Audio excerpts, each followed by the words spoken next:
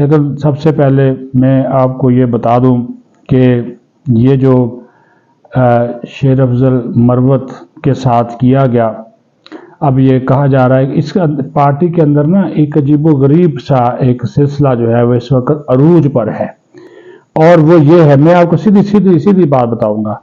इमरान खान एक तरफ है और पार्टी दूसरी तरफ है, ये मैं आपको बताऊं। इमरान खान ने 3 खत लिखे, आर्मी चीफ को 3 खत लिखे इमरान खान ने। क्या उन 3 खतूत की तौसीक या मंजूरी या उसके ऊपर इत्तफाक राय के लिए पीटीआई की कोर कमेटी ने उनकी हमायत की? क्या कोई पार्लिमानी पार्टी के अंदर उन 3 खतूत की तौसीक की गई? क्या सियासी कमेटी ने इन 3 खतूत की तौसीक की? नहीं की। और जो रोजाना वो एक बैठक लगाते हैं उसके अंदर भी उनको वो साइडलाइन उसको कर दिया।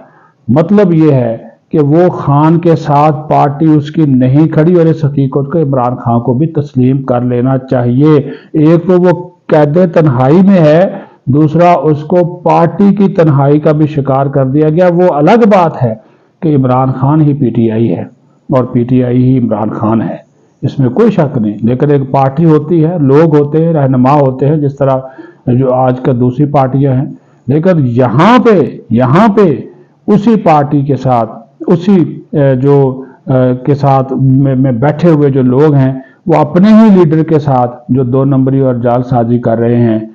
तो अगर उसमें कोई आता है और असल चेहरा दिखाता है या खुलूस दिखाता है तो उसको फिर शेर अफजल मरवत बना दिया जाता है।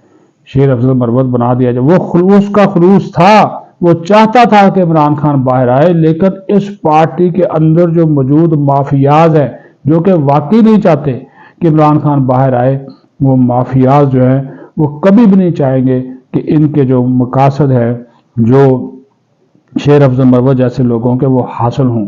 इसी वजह से मैंने कहा कि आइंदा आने वाले दिनों में 2 और अफराद हैं।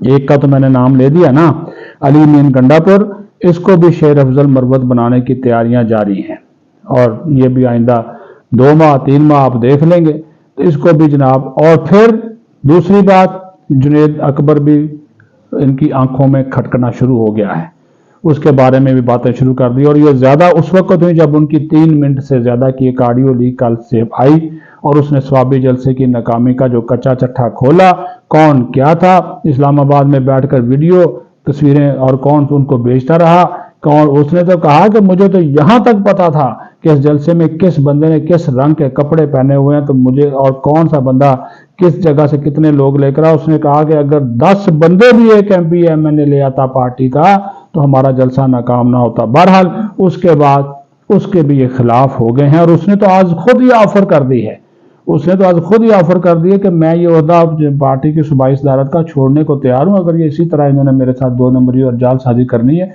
और ये ऐसे लोग हैं माफियाज में बैठे हुए, और इसमें वकला ज्यादा हैं, गैर मुंतखब लोग ज्यादा हैं जो कि मुंतखब लोगों के ऊपर हावी हैं, और वो अपने आप को समझते हैं तुरम मार खान वही हैं, उसको छोड़ा हुआ है। इस वाले से जो बातें कर रहा है ना आजकल वो फैसल वाडा, उसके ऊपर आप गौर किया करें।